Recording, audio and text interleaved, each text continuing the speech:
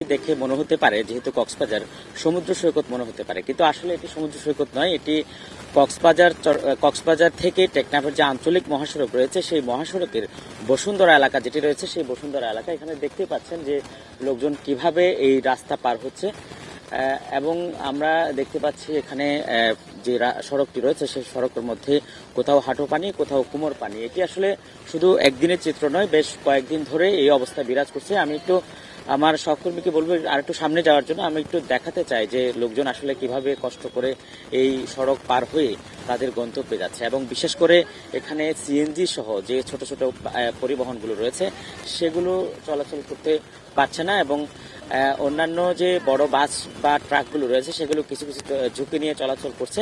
তারপরেও তারা চালকরা যেটি বলছেন যে এই পানিবন্দী অবস্থায় এখানে গাড়ি চলাচল করা তাদের পক্ষে আসলে অনেকটা কষ্টকর হয়ে যাচ্ছে, এবং অনেকেই বলছেন যে তাদের গাড়ির ইঞ্জিন নষ্ট হয়ে যাচ্ছে। এবং এটি আসলে গত কয়েকদিন ধরে কক্সবাজারে যে ভারী বর্ষণ হচ্ছে সেই বর্ষণেরই ফসল। আমরা গত 6 দিন ধরে দেখতে পাচ্ছি কক্সবাজারে মুষলধারে বৃষ্টি হচ্ছে এবং কোনো থামাথামের কোনো বিষয় নেই। তবে আজকে সকাল থেকে আমরা যেটি দেখছি যে বৃষ্টি কিছুটা কমে গেছে, বিশেষ করে রাতের দিকেও খুব কম বৃষ্টি ছিল এবং সকালেও বৃষ্টি কমে গেছে।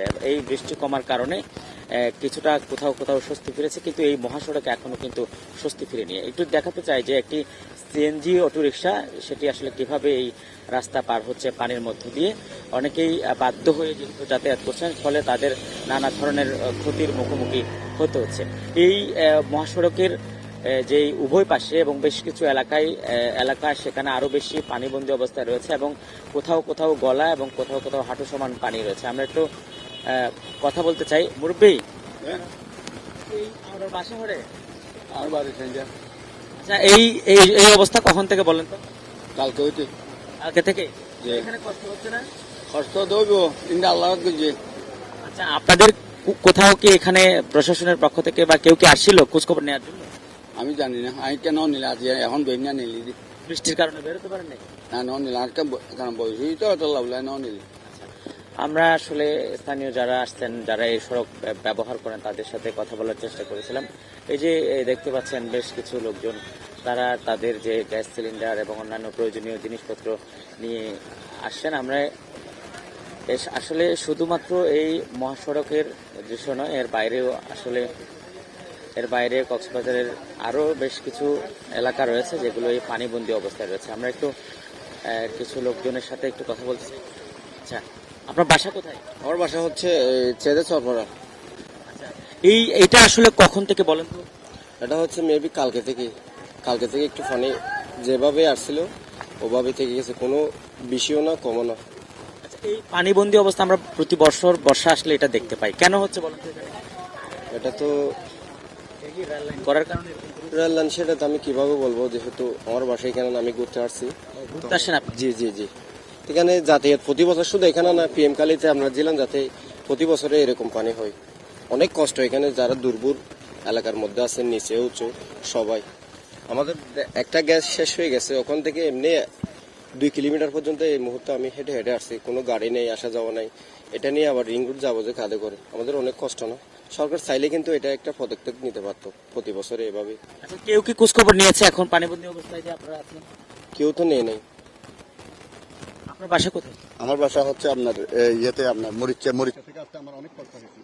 মরিচা থেকে আপনার প্রায় আপনার দীর্ঘ 10 কিলোমিটার পর্যন্ত পানি রাস্তা অবস্থিত আছে এখন বর্তমানে। আমি এতটুকু পানির থেকে কোন রকম একটা বাসে করে এতটুকু পানি আছে, বাসটা নষ্ট হয়ে যাওয়ার পরে আবার হেঁটে হেঁটে এতটুকু পর্যন্ত আসা, বসুন্ধরা পর্যন্ত আসা আমার উদ্যোগ হচ্ছে দূর এতটুকু। আমি যাবো এখন রিং রোডে। গাড়ি কিভাবে আসবে? গাড়ি তো নষ্ট হয়ে গেছে। প্রথমে একটা উঠলাম, ওটাও নষ্ট হয়ে গেছে, আরেকটা উঠলাম, এটাও নষ্ট হয়ে গেছে। এতটুকু পানির মধ্যে গাড়ি ডুবো এখন বর্তমানে। ধন্যবাদ। আমরা কথা বলছিলাম স্থানীয় কয়েকজন পথচারীর সাথে। তারা আসলে অনেক কষ্ট করে, অনেকেই বিভিন্ন জায়গা থেকে কক্সবাজারে আসার জন্য, তারা একজন বলছিলেন তিনি মরিচা থেকে বের হয়েছেন কক্সবাজারে পৌঁছার জন্য, কিন্তু প্রতিমধ্যে তাদের যে বাস ছিল সেটি নষ্ট হয়ে গেছে। সে কারণে তারা আসলে তাদের পায়ে হেঁটেই মূলত এই সড়কটি পার হতে। সেটি কথা বলবো। এই যে দেখতে পাচ্ছেন প্রয়োজনীয় ইট জিনিসপত্র, যারা চিড়া দেখা যাচ্ছে যেগুলো আসলে শুকনো খাবার সেগুলো ঠেলা গাড়ি করে নিয়ে যাওয়া হচ্ছে, কারণ এই সড়কে সিএনজি বা অন্যান্য গাড়ি যে চলাচল করা অনেক কষ্টকর। সে কারণে আমরা আরেকটু দেখাতে চাই যে একটি বাস এবং একটি সিএনজি অটোরিকশা আসতে দেখতে পাচ্ছি। এই বাসগুলোর কয়েকজন চালকের সাথেও আমরা কথা বলেছি, তারা যেটি বলেছেন যে এই অবস্থায় তাদের গাড়ি চালাতে অনেক বেশি কষ্ট হয়ে যাচ্ছে এবং অনেকটা দেখতে গেলে এটি অনেকটা আমাদের যে সমুদ্র সৈকতের যে সৈকতের পাশের যে অংশ সেটার মতোই দেখাচ্ছে। কক্সবাজারে এই ভারী বর্ষণের কারণে শুধুমাত্র যে পানিবন্দী হয়েছে এমনটা নয়, এর মধ্যে আমরা যে তথ্যটি দিতে চাই যে আমাদের এখন পর্যন্ত পাহাড় ধসে 17 জনের মৃত্যু হয়েছে। এর মধ্যে উকিয়া টেকনাফের যে রোহিঙ্গা ক্যাম্প রয়েছে সেখানে 13 জন এবং বাকি 4 জন কক্সবাজারের শহরের 2 জন এবং কক্সবাজার চকরিয়া যে এলাকাটি রয়েছে সেখানে 2 জনের মৃত্যু হয়েছে। আমরা একটু, আপনি কোথা থেকে আসছেন? আমি চান্দা স্টেশনে গিয়েছিলাম। কিছু কিছু জায়গায় পানি 1 হাঁটুর উপরে, আর এগুলো নামতে যদি বৃষ্টি না হয় 3-4 ঘন্টার মধ্যে পানিটা কিছুটা স্বাভাবিকভাবে মনে হচ্ছে। আর এরপরে যদি মুষলধারে বৃষ্টি হয়, রাতে জোয়ার এবং বৃষ্টির পানি একত্র হয়ে আবার বৃদ্ধি পাবে বলে মনে হচ্ছে। এখন এই অবস্থায় আপনার কিভাবে? এইভাবে এই অবস্থা আসলে যাতায়াতের দুর্ভোগ অনেকটা বেশি। বাজারগামী মানুষ এবং সাধারণ মানুষের চলাফেরা এবং যাতায়াতের ক্ষেত্রে চরমভাবে বিঘ্নিত হচ্ছে এবং চরম অসুবিধার সম্মুখীন হচ্ছে। আচ্ছা, যে এইটি সড়কের বাইরেও বেশ কিছু ঘরবাড়ি ডুবে রয়েছে, ওখানে এখন কি অবস্থা? প্রশাসনের পক্ষ থেকে কি আপনাদের খোঁজখবর নিয়েছে? প্রশাসনের পক্ষ থেকে আসলে কি কতটুকু নিয়েছে এখন পর্যন্ত আমরা স্পেসিফিক কোনো ইনফরমেশন পাই নাই। আপনারা দেখেন না। আর বাড়িঘরের অবস্থা এখনো আরো শোচনীয়। এই জায়গাটা উঁচু হওয়া সত্ত্বেও 1 হাঁটু পানি আছে, তো ওগুলো আরো নিচু, ওগুলোতে পানির পরিমাণ আরো বেশি। আর যদি এভাবে চলতে থাকে তাহলে বেশিরভাগ অনেকগুলো ঘরবাড়িতে বসবাসের অযোগ্য হয়ে গেছে। আর এর ভিত্তিতে যদি আরো 2-1 দিন এই অবস্থা কন্টিনিউয়াস থাকে তাহলে আরো চরম অবস্থা, ভোগান্তি আরো চরম অবস্থায় পৌঁছে যাবে। ধন্যবাদ আপনাকে। আমরা কথা বলছিলাম স্থানীয় একজন পথচারীর সাথে, তিনি যেমনটি বলছিলেন যে এই আঞ্চলিক মহাসড়কটি উপরে হওয়ার সত্ত্বেও এখানে প্রায় হাঁটু সমান পানি। দেখতেই পাচ্ছেন সামনে যে লোকজন আসছে তারা কিভাবে পায়ে হেঁটে আসছেন এবং এর বাইরে আশপাশে সড়কের উভয় পাশে যে বাড়িঘরগুলো রয়েছে আর একটু দূরে গেলে হয়তো সেটি আমরাও দেখতে পাচ্ছি, সেই বাড়িগুলো আরো বেশি নিচে বলে তিনি দাবি করছেন এবং সেই কারণে এখানকার মানুষের দুর্ভোগের যে অবর্ণনীয় চিত্র বিরাজ করছে। এই অবস্থার মধ্যেও প্রশাসনের পক্ষ থেকে এখনো পর্যন্ত আসলে তাদের কোনো খোঁজখবর নেওয়া হয়নি, এবার এখানে কোনো ধরনের প্রাণ তৎপরতা বা সহযোগিতার জন্য আসেনি। আমরা যদিও জেলা প্রশাসনের পক্ষ থেকে বারবারই শুনে আসছি যে তারা বন্যা কবলিত লোকজনকে এবং পাহাড়ে ঝুঁকিপূর্ণ অবস্থায় থাকা লোকজনকে তারা সহযোগিতা করে যাচ্ছে। একটু কথা বলবো, আপনার বাসা? আমার বাসা এখানে। এই অবস্থা কখন থেকে? এই অবস্থা বৃষ্টি তো অনেক ভাই, কাল পরশু দিন হতে আমাদের এই অবস্থা হচ্ছে। চলাচল করতে কষ্ট হচ্ছে না? অবশ্যই কষ্ট, মানে এই যে হেঁটে হেঁটে অনেক দূর থেকে আসলাম আর কি। কত দূর থেকে আসতেছেন? আমি আপনার চেন্দা স্টেশন থেকে আর কি। আপনার বাসা কোথায়? আমার বাসা চেন্দা স্টেশন এখানে। এখানেও কি পানি উঠছে? অবশ্যই পানি, এখানে তো সব বাড়িঘর সব ডোবা। আপনাদের কেউ কি খোঁজ খবর নিয়েছে? না, কেউ খোঁজ খবর নেয় না এখানে।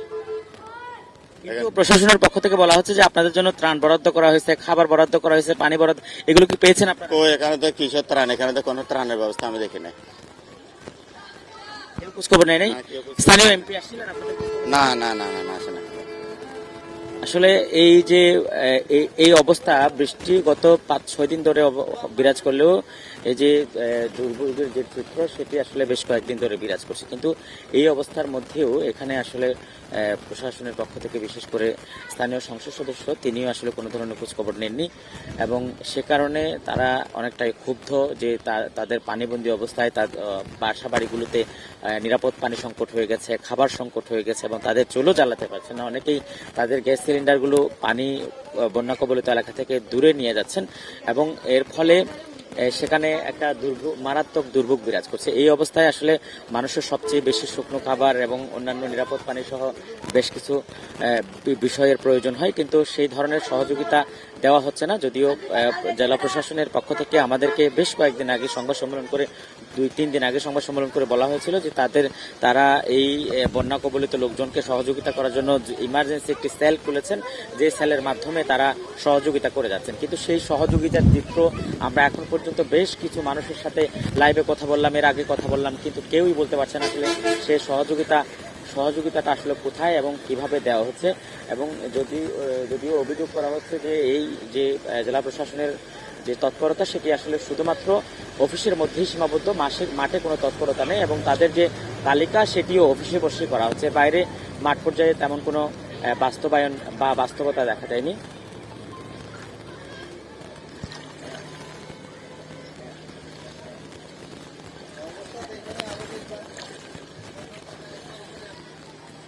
এবং আমরা যেটি দেখছিলাম যে এই